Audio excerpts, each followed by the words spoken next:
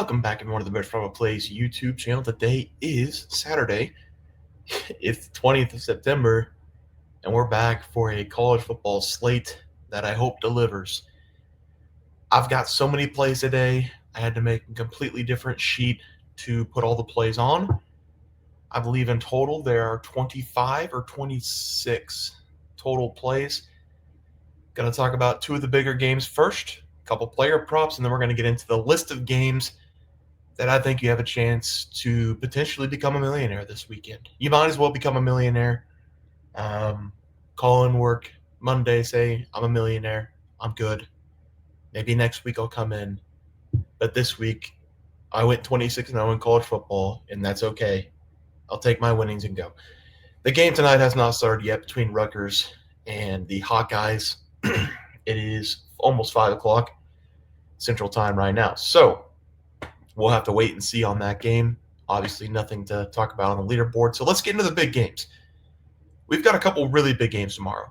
This is one of them. Texas Tech going up against Utah. It's going to be the noon game. They're playing this game at 10 a.m., though. Noon kickoff. Other game, Illinois, Indiana. Other game, Auburn, Oklahoma. Other game, Michigan, Nebraska. Other game, South Carolina, Missouri.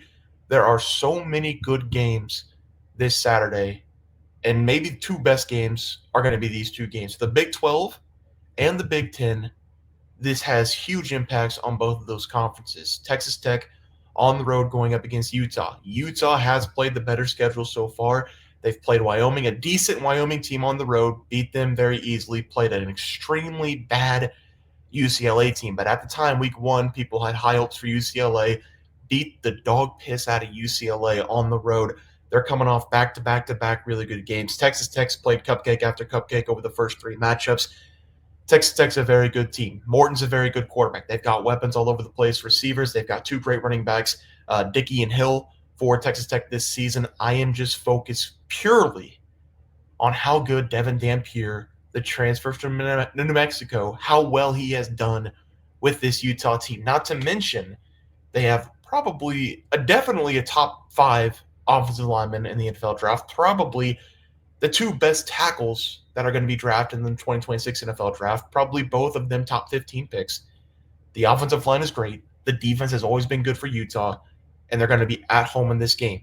Both teams, they have been explosive offensively this season. Utah at home, they're almost unstoppable. They're a near machine, and I think once again, Utah at home will get the job done. You're going to take them -3 under Kyle Whittingham. Utah, remember Utah, the strange years with Cam Rising, hurt, not hurt, hurt, not hurt, hurt, not hurt. But since he's taken over the reins, they have won 31 of their 33 games at home.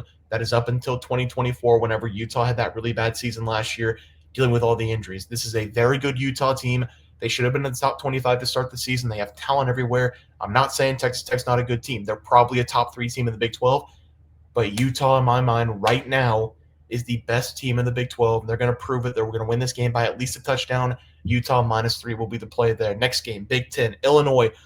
A lot of expectations coming in because of how they finished last season. Indiana, not as much because how they finished last season. They got into the playoff. They got thumped. Indiana, -5.5 will be the play at home. You got to be able to put your foot down and say, we're a good team.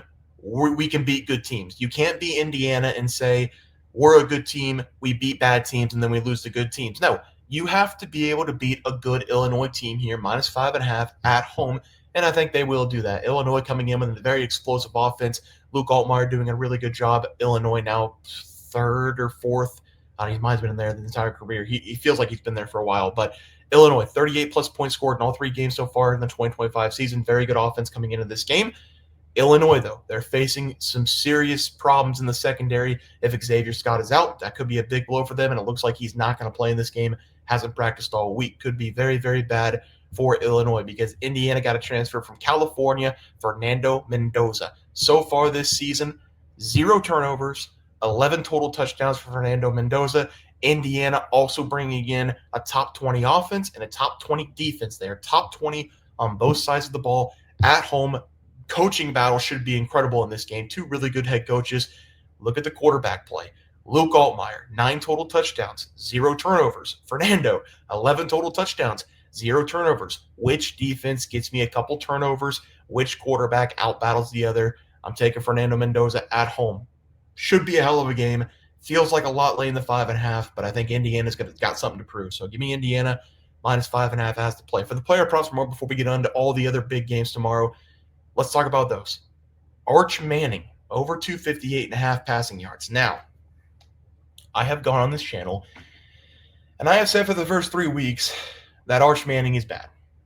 I said it week 1. I said he's playing Ohio State, great defense. Over seems like a little bit much. Let's take the under. He looked bad against Ohio State. Then he looked bad again, and then he looked bad against UTEP. They're playing Sam Houston. Sam Houston lost their top 16 tacklers from last season. Not the top 11. They lost the top 16 tacklers from a season ago. They have given up at least 400 yards in all 3 of their games this season. And in the secondary, they have given up 314.7 passing yards per game. I understand that Arch Manning has looked bad, but it's almost impossible to look bad against the Sam Houston defense in that secondary. 258.5 passing yards is going to be the play for Arch Manning. If he does not go over that number, you might as well just cut him, because there's no saving him if he can't have a good day going up against the Sam Houston defense. On another note, Ahmad Hardy, one of the best players in the country, wasn't talked about really at the beginning of the season. Huge Heisman, like 80-1 at the start of the season. He's starting to slowly creep up there because he's been an absolute monster for the Missouri Tigers so far this year. Ahmad Hardy over the 90.5 rushing going up against South Carolina. Big game for both these teams. South Carolina got their ass kicked last week going up against Vanderbilt. Vanderbilt is nasty. They're a nasty team. Diego Pavia is a man amongst boys. Missouri is going to ground and pound in this game. South Carolina, 130-plus yards given up per game on the ground. Ahmad Hardy, one of the best running backs in the country. Easy. Give me the 90.5. The over-under, whenever we took Ahmad Hardy against Kansas, was like 75. He had that in the first quarter. So this is a no-brainer for me.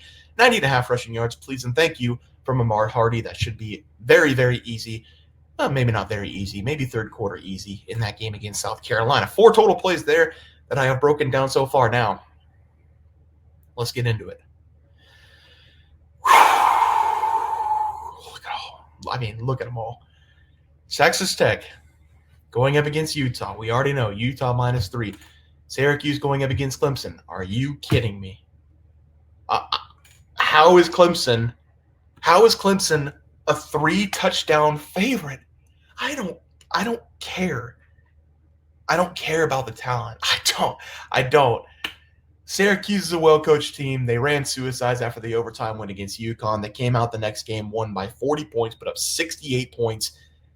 There's no way Clemson blows this team out. And we have tried with Clemson back-to-back games.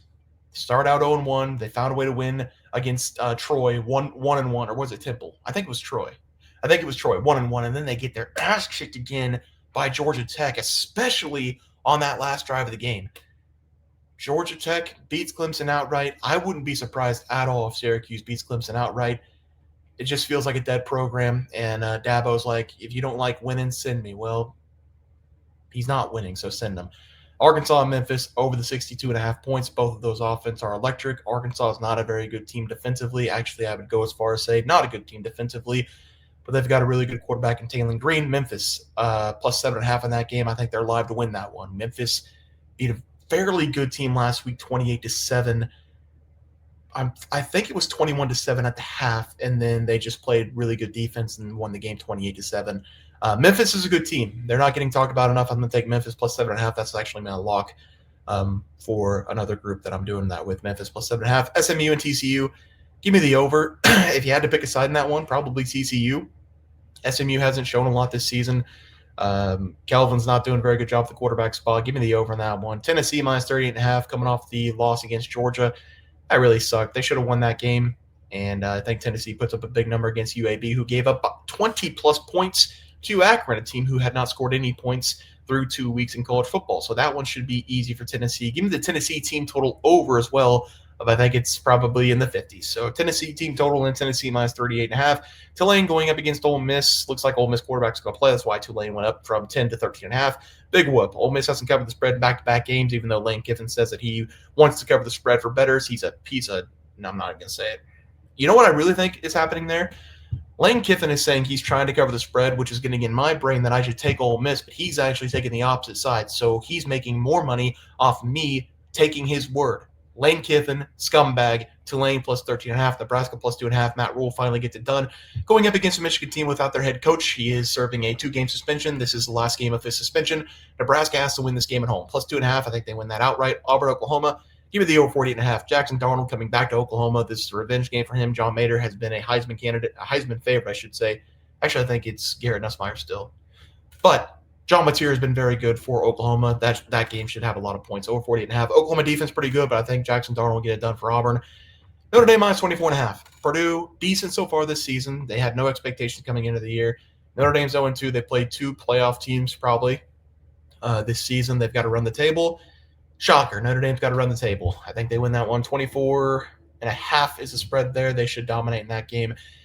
And Notre Dame has been pretty bad against bad teams. You know, NIU last year, I think I saw a number that when Notre Dame's a 20-plus point favorite, I think they've lost 3 games outright.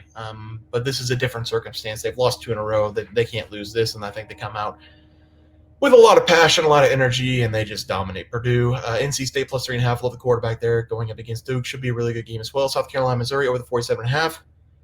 Sanders quarterback, Missouri, Ahmad Hardy. Points. Vanderbilt minus 27.5. Revenge game for Vanderbilt. Georgia State beat them last season after Vanderbilt won a SEC game that nobody expected them to win. Vanderbilt's going to win that one by 50 points. Indiana minus 5.5. Already talked about Baylor minus 2.5. Going up against Arizona State. Turns out Arizona State's not that good. I think Baylor's a very good team. Sawyer Robinson, very good quarterback. So give me Baylor there minus 2.5. Miami minus 7.5. This is a fire game for Florida. If they get blown out, bye-bye. Napier, bye-bye. Miami's minus 7.5. California, love the quarterback. Watched him at midnight or whatever it was last week. Played a pretty good game. So California minus 12.5 against a really bad SDSU program in football. Michigan State going up against USC. USC's looked pretty good so far this season.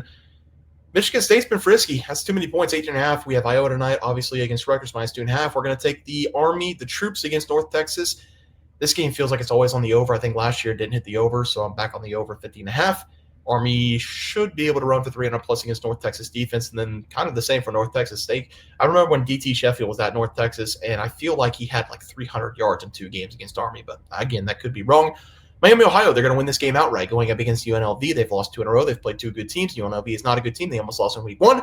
UNLV offense, fairly good. UNLV defense, very bad. DeQuan Finn has not been good for Miami, Ohio to start. He will be good in this game. Miami, Ohio will win this game outright.